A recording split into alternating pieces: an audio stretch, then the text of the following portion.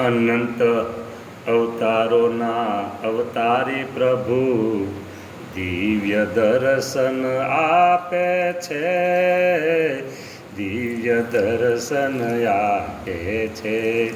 અનંત કોટી મુક્તોના સ્વામી, હે દયા કરી તમે પ્રભુ બહુ નામી, દયા કરી પ્રભુ તમે બહુ નામી છો.